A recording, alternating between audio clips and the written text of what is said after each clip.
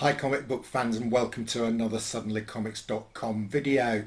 And today it's a comic haul video. These are some of the comics that I've received this week. Right, so we're going to start off with some new comics. I don't buy a huge bundle of new comics, but I have bought this one.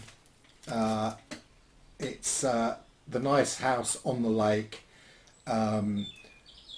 I think this is going to be big. I've read this. It's a super story. The artwork's really good. I will be amazed if this is not picked up for a TV series or a film. And we're only on issue 1.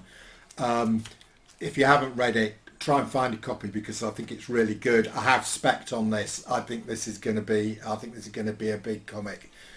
So I have bought a number of issues of #1 in a number of different variants as well, because I think if this does get optioned for TV or film, this is going to go high. Right, next up, and I do have a pretty good collection of Swamp Things. I haven't read these yet. This is the latest. Version of Swamp Thing from DC. I have heard good reports of it though. I have got the first 4 issues now, and I will sit down and read this shortly. Okay, next up we have got House of Mystery number 16 from 2009. Okay, why have I bought this? Right, I bought it because this has got a preview of Sweet Tooth in it. So effectively this is the first appearance of Sweet Tooth, because obviously the preview came out before the comic came out. So I don't think previews count as first appearances. But so anyway, it's the preview of Sweet Tooth, which I've watched. I've watched the TV series and I enjoyed it. I got through all of the episodes, which is more than I did with Jupiter's Legacy. I only got through halfway through episode 1 before giving up on that one, but I managed to get through all 8 episodes of Sweet Tooth, and I'll be pretty surprised if it's not if it doesn't get a second series. Right, then we got some Spider-Man goodness. So this is Web of Spider-Man 36. This is the first appearance of a character called Tombstone. You know, any first appearances these days, it's worth getting hold of, and I got this for a pretty decent price, and it's in pretty good condition. Next up, we've got Peter Parker, the Spectacular Spider-Man 132, and this is the This is part 6 of the Craven's Last Hunt. So I've got the other issues of this. We know there's going to be a Craven movie. Plus, this was a really good story. So I'm pleased to have picked up the last one there. Then I've got Amazing Spider-Man 265, and this is a second print. Effectively, it's a reprint of the first appearance of Silver Sable. You know, this is some 1990s goodness. They'd worked out how to do a silver cover, so they thought, what can we do? So they thought, let's reprint Silver Sable 1 because it's got silver in the name, and we can do a silver cover. There we go. And it'll go. Next up, we've got some more 90s wonderfulness. So this is I can't love this cover. It's Fantastic Four 2099 #1, and it's got a super sort of all shiny metallic colours cover like they used to do in the 90s, and this one's great because it's got a wraparound cover. So I've got some of these clear backing boards, and I use them when I get comics that have got wraparound covers. And this is really good condition, really nice. It wasn't expensive. This was I think this cost me less than £5. So very happy to have got that. Then I've got a couple. There's a guy who I bought from before. In fact, I bought my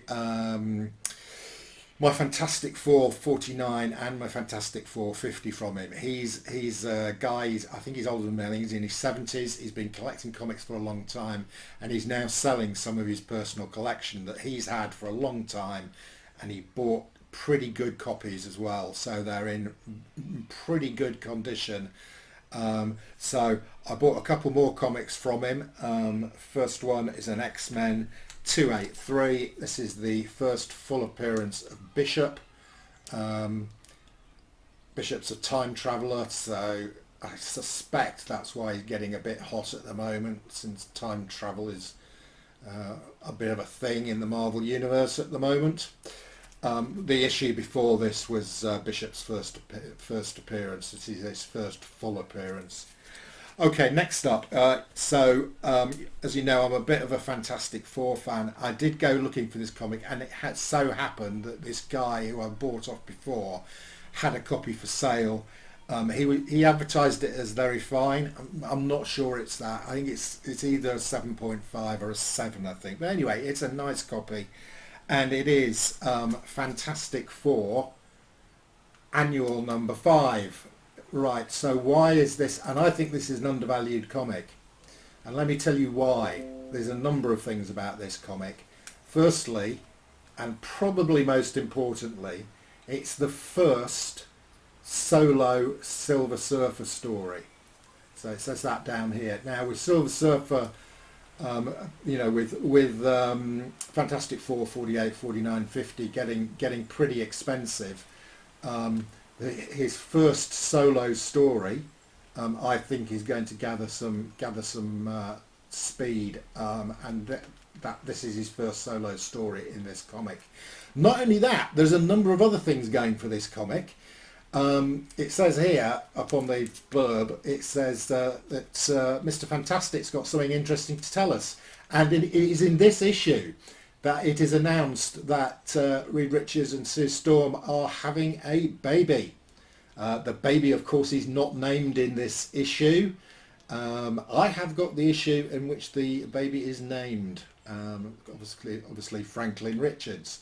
But anyway, this is the comic in which the pregnancy was announced. Not only that, but this has actually got 3 first appearances in it. Yes, 3. And they are all C-grade villains. We have got the character, the green chap up there, is a character called Psycho Man. He's a C-grade villain. But he is associated with the Microverse, and you never know, he might turn up in one of the Ant-Man movies.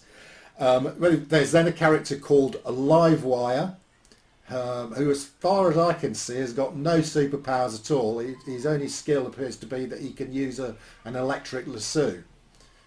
Well, and then there's another first appearance, another C-grade villain called Shell Shock. Not only that, but there is a great little section in here in which Stan Lee and Jack Kirby explain how to plot a comic book. So this is a whole bundle of things in one little comic. And it's not. This is not an expensive comic. I think this has not risen crazily in the last year like a lot of comics have. I got this for £70 in probably a 7 or a 7.5. So this is one to look out for in my view. Right. Lastly, and this is those of you who've watched some of my videos will know that I do like the Alan Class comics, which ran from 1959 to 1989, which is a British publisher who printed reprints of American comics, including the Marvel comics. So I've got quite a few Alan Class comics, and while I was digging around, I found this. It's by a guy called Terry Hooper, it's a self-published comic basically.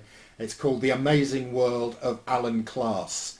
And it's great. It's got a little introduction by Terry, excuse me, who explains how when he was a kid, his grandparents used to buy him a copy of one of the Alan Class comics whenever he went on a bus journey to keep him occupied.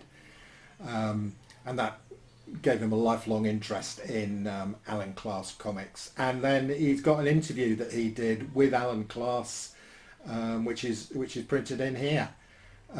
So nice find. Look out for it if you're interested in Alan Class comics. Okay, that's it. Enough said.